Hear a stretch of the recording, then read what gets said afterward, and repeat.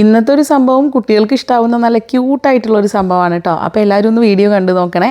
ആദ്യം ഞാൻ ഇതേപോലെ ഒരു ഇയർബഡ്സാണ് എടുത്തിട്ടുള്ളത്. ഇയർബഡ്സ് എടുത്തിട്ട് ഇങ്ങനെ രണ്ടായിട്ട് മുറിച്ച് കൊടുക്കുകയാണ്. ഇപ്പോൾ ഇതിൽ 3 ഉണ്ട് കേട്ടോ. അതിൽ ഒരു ഭാഗം കൊണ്ട് ഞാൻ ആദ്യം ഉണ്ടാക്കി നോക്കിയിട്ടാണ് പിന്നീട് നിങ്ങൾക്ക് കാണിച്ചു തരുന്നത്. അപ്പോൾ ഇതേപോലെ ഇയർബഡ്സിൻ്റെ ഒരു പാർട്ട് എടുത്തിട്ട് ഒരു ടിഷ്യൂ പേപ്പർ വെച്ചിട്ട് ഇങ്ങനെ റോൾ ചെയ്ത് കൊടുക്കാം. നല്ല ടൈറ്റായിട്ട് ചുറ്റി കൊടുക്കണം കേട്ടോ ടിഷ്യൂ പേപ്പർ. ഈ ബഡ്സിൻ്റെ അതേ ഒരു വലുപ്പത്തിലുള്ളത് എടുത്താൽ മതി. അപ്പോൾ ഇതേപോലെ നല്ലപോലെ ചുറ്റി കൊടുത്തതിന് ശേഷം ഒരു ക്ലിയർ ടേപ്പ് എടുത്തിട്ട് ഇതിനെ ഒട്ടിച്ചു കൊടുക്കാം. ഇത് നല്ല ടൈറ്റ് ചെയ്ത് ഒട്ടിച്ചു കൊടുക്കണേ. ഇനി അടുത്ത പരിപാടി എന്താണെന്ന് വെച്ചാൽ ഇതിൻ്റെ മുകൾ ഭാഗം കൂടെ നമ്മൾ കവർ ചെയ്തെടുക്കണം. അതിന് വേണ്ടിയിട്ടും ക്ലിയർ ടേപ്പ് വെച്ചിട്ട് ഇങ്ങനെ ഒട്ടിച്ചിട്ട് നല്ലപോലെ ഒന്ന് പ്രസ് ചെയ്ത് കൊടുത്താൽ മതി. ഇതിൻ്റെ ഭംഗിയൊന്നും നിങ്ങൾ നോക്കണ്ട, ഇതൊന്നും പുറത്തോട്ട് കാണില്ല. അപ്പോൾ നമ്മൾ നല്ല രീതിയിൽ ഒട്ടുന്ന രീതിയിൽ അങ്ങ് ഒട്ടിച്ചു കൊടുത്താൽ മതി. ഇനി നമുക്കിതിൻ്റെ പുറത്തുകൂടെ ഒരു കളറുള്ള പേപ്പർ ചുറ്റി കൊടുക്കാം. എന്നിട്ട് ഇത് നല്ലപോലെ ചുറ്റി കൊടുത്തതിന് ശേഷം അതിൻ്റെ പുറത്തും ക്ലിയർ ടേപ്പ് വെച്ചിട്ട് ഒട്ടിച്ചു കൊടുക്കാം.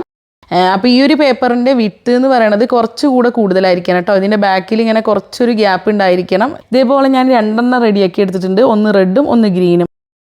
ഇതിൻ്റെ രണ്ടിൻ്റെ ബാക്ക് സൈഡിലും ആ ഒരു ഗ്യാപ്പ് കാണുന്നുണ്ട്. ഇത് ഞാനൊരു കാര്യത്തിന് വേണ്ടി ചെയ്തതാണ് കേട്ടോ. പക്ഷേ ഞാൻ ചെയ്തത് പാളിപ്പോയി. പക്ഷേ നിങ്ങൾക്ക് എങ്ങനെയാണ് കറക്റ്റായിട്ട് ചെയ്യുക എന്നുള്ളത് ഞാൻ പറഞ്ഞുതരാം കേട്ടോ. ഇതിലേക്ക് ഞാൻ ഇനി പെയിൻ്റാണ് കേട്ടോ ആക്കി കൊടുക്കുന്നത്. പെയിൻറ്റ് കുറച്ച് വെള്ളം മിക്സ് ചെയ്തിട്ട് വെച്ചിട്ടുള്ളതാണ്. ഇതിൽ ഞാനിങ്ങനെ ഈ ബഡ്സ് ഡിപ്പ് ചെയ്ത് കൊടുക്കുമ്പോൾ ഇതിനകത്തേക്ക് ആ പെയിൻറ്റ് അങ്ങ് കയറിക്കോളും. ഇങ്ങനെ നമ്മൾ പെയിൻറ്റിൽ ഡിപ്പ് ചെയ്യുമ്പോൾ തന്നെ നമുക്ക് മനസ്സിലാവും ഈ പെയിൻറ്റ് ഇങ്ങനെ മുകളിലോട്ട് കയറി വരുന്നത്. ഇതിൻ്റെ ബാക്ക് സൈഡിൽ കൂടെ നോക്കുമ്പോൾ ചെറുതായിട്ട് കളർ കാണാൻ പറ്റും കേട്ടോ. എന്നിട്ട് ഈ ബഡ്സിൻ്റെ ഭാഗം ഒന്ന് ജസ്റ്റ് ഇങ്ങനെ തുടച്ച് കൊടുക്കണേ. അപ്പോൾ ഇതേപോലെ ഞാൻ 4 കളറാണ് കേട്ടോ ഉണ്ടാക്കിയെടുത്തിട്ടുള്ളത്. ഇത് എന്താണെന്നുള്ളത് നിങ്ങൾക്ക് ഇപ്പോൾ മനസ്സിലായിട്ടുണ്ടാവുമായിരിക്കും. ഇത് ഹൈലൈറ്റർ പെന്നാണ് കേട്ടോ. അപ്പോൾ ഇതിനൊന്ന് ക്യൂട്ടാക്കാൻ വേണ്ടിയിട്ട് നമ്മൾ നേരത്തെ ഉണ്ടാക്കി വെച്ചിട്ടുള്ള സ്റ്റിക്കേഴ്സ് തന്നെയാണ് കേട്ടോ ഒട്ടിച്ചു കൊടുക്കുന്നത്. അപ്പോൾ സ്റ്റിക്കർ ഉണ്ടാക്കുന്നത് എങ്ങനെയാണെന്ന് അറിയേണ്ടവർ മുമ്പത്തെ വീഡിയോ ഒന്ന് കണ്ടു നോക്കണേ. ഇത് എങ്ങനെയാണ് വർക്ക് ചെയ്യുന്നതെന്നും കൂടി ഞാൻ കാണിച്ചു തരാം കേട്ടോ. സംഭവം നല്ല അടിപൊളിയായിട്ടുണ്ട്. അപ്പോൾ അതിൻ്റെ മുമ്പായിട്ട് ഞാനൊരു ചെറിയ കാര്യം കൂടി ചെയ്ത് നോക്കി. ഇതുപോലെ ഒരു ക്ലിയർ ഷീറ്റ് എടുത്തിട്ട് ഒരു പെൻസിൽ വെച്ചിട്ട് ഇങ്ങനെ റോൾ ചെയ്ത് ഇതിലേക്ക് ഞാൻ ഈ ഹൈലൈറ്റർ പെൻസ് ഇങ്ങനെ ഇട്ട് കൊടുത്തിട്ട്, പണ്ടൊക്കെ നമ്മുടെ കയ്യിലുണ്ടായിരുന്നില്ല ഇങ്ങനെ ബാക്കിൽ ഇങ്ങനെ കുത്തി കൊടുത്ത് നിബ്ബ് മാറ്റുന്ന പെൻസിൽ, ആ ഒരു രീതിയിലാക്കാൻ വേണ്ടിയിട്ടാണ് ചെയ്തത്.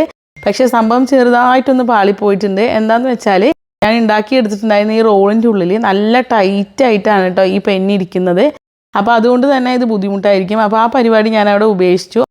നിങ്ങൾ ഈ ക്ലിയർ ഷീറ്റ് വെച്ചിട്ട് ഇങ്ങനെ റോൾ ഉണ്ടാക്കുന്ന സമയത്ത് ഈ ഹൈലൈറ്റർ പെന്നിൻ്റെ വലിപ്പം അനുസരിച്ച് ഉണ്ടാക്കിയെടുക്കുകയാണെന്നുണ്ടെങ്കിൽ നല്ല അടിപൊളിയായിട്ട് കിട്ടും കേട്ടോ. അതേപോലെ വേറൊരു കാര്യം കൂടി ശ്രദ്ധിക്കണം, ഈ ഹൈലൈറ്റർ പെന്നിന് എല്ലാത്തിൻ്റെയും വണ്ണം ഒരേപോലെ ആയിരിക്കണം. അപ്പോഴേ ഈ കാര്യം നടക്കുകയുള്ളൂ. വാങ്ങിക്കുന്ന പോലെയാണോ എന്ന് ചോദിച്ചാൽ വാങ്ങിക്കുന്ന പോലെയൊന്നും അല്ല. പക്ഷേ പിള്ളേർക്ക് ഇങ്ങനെ ഉണ്ടാക്കി കൊടുത്താൽ അവർക്ക് നല്ല ഇഷ്ടമാവും കേട്ടോ. അപ്പോൾ നിങ്ങളൊന്ന് ട്രൈ ചെയ്ത് നോക്കണം കേട്ടോ.